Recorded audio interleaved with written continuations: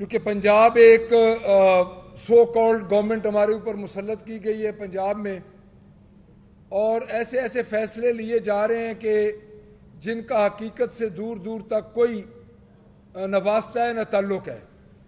آج صبح پہلی انوائرمنٹ فورس کا، پروٹیکشن فورس کا آغاز ہوا، جو مریم نواز جو ٹک ٹاکر چیف منسٹر ہے اس نے کیا۔ اب اس جو یہ فورس ہے، میں ذرا اس سے شروع اس لیے کر رہا ہوں کہ میں اس کے خط و خال آپ کو بتا دوں گا۔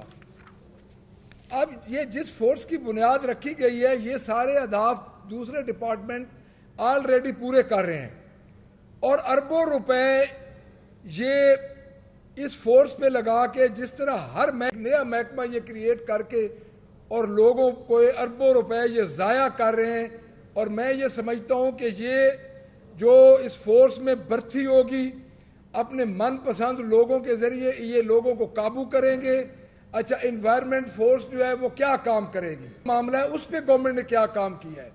تو میں یہ سمجھتا ہوں کہ یہ اربوں روپے کا بوجھ ہے اس پہ، خزانے پہ، کسان ادھر مر رہا ہے۔ آپ جتنا یہ اربوں روپے ادھر لگا رہے ہیں، کیا آپ کسانوں کے لیے کچھ نہیں کر سکتے؟ کیا آپ کسانوں کی گندم خریدنے کے لیے آپ کے پاس پیسے نہیں ہیں، اور آپ یہ دوبارہ نکال کے لے کے آ رہے ہیں نئی فورسز؟ آج آپ نے کریک ڈاؤن کا کر دیا ہے، صبح سویرے شالمی میں آپ نے آغاز کر دیا۔ آپ کو شرم آنی چاہیے کہ صبح لوگ گھروں میں سوئے ہوئے تھے اور آپ نے کرینز بھیج دی ہیں۔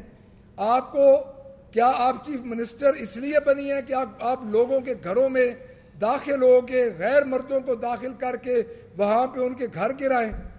دوسری بات، ادھر کیا ہو رہا ہے؟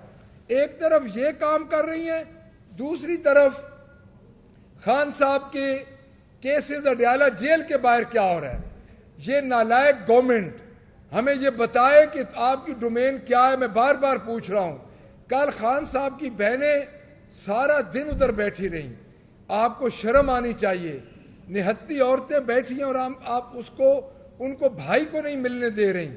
آپ کیا چاہتی کیا ہیں آپ؟ محترمہ، یہ ٹائم آپ پہ بھی آئے گا۔ آپ کے زمانے میں جب آپ کے والد اندر تھے تو آپ کے تو سری پائے اور گوشت گھر سے بن کے جاتے تھے۔ آپ کیسے کمپیریزن کرتی ہیں اس سزا کا اور اس سزا کا جس میں آپ نے پلیٹلیٹ کم کیے اور آپ چلی گئی، آپ کے والد انگلینڈ چلے گئے؟ آپ اس وقت صحیح طور پہ ایک ڈکٹیٹر ثابت ہو رہی ہیں۔ آپ واضح طور پہ باہر آئیں اور بتائیں کہ سپریم کورٹ کے فیصلوں کی پاسداری کیوں نہیں ہو رہی، امپلیمنٹیشن کیوں نہیں ہو رہی۔ اگر آپ کے بس میں نہیں ہے، جو آپ کو نہیں کرنے دے رہے، ان کے بارے میں بتائیں۔ آپ کس طرح منہ چھپا کے بیٹھ سکتی ہیں؟ آپ سو کالڈ اس وقت ایڈمنسٹریٹر ہیں، آپ کے اختیار نہیں ہیں، تو آپ بتائیں۔ اس کے بعد آج سلمان صفدر صاحب ایک پروفیشنل وکیل ہیں، سپریم کورٹ کی اجازت سے خان صاحب نے ان کو بلایا اور آپ نے آج نہیں ملنے دیا۔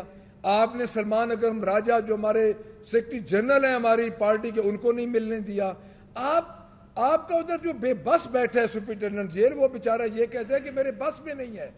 آپ خان صاحب کے بچوں سے ان کی بات نہیں کروا رہے۔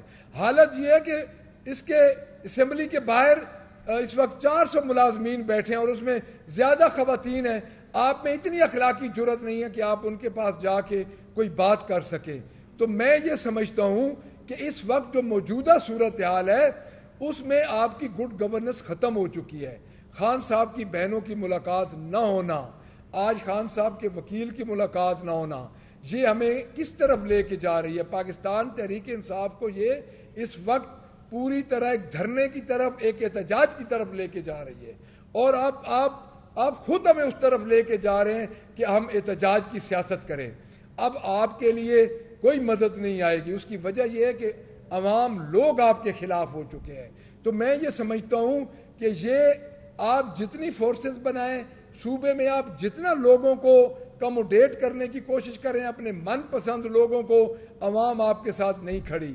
عوام کھڑی ہے اڈیالہ جیل میں بیٹھے ہوئے اس قیدی نمبر 804 کے ساتھ، جو کہ اس عوام کے حقوق اور عوام کے لیے اور رول آف لا کے لیے اس وقت جیل میں ہے۔ تو میں دوبارہ آپ کو یہ متنبع کرتا ہوں کہ خان صاحب کے خاندان کی ملاقاتیں، خان صاحب کے وکلاء کی ملاقاتیں، خان صاحب کے پولیٹیکل لوگوں کی ملاقاتوں کو بحال کریں، نہیں تو یہ دن بڑی جلدی آپ پہ بھی آنے والا ہے۔ Thank you very much.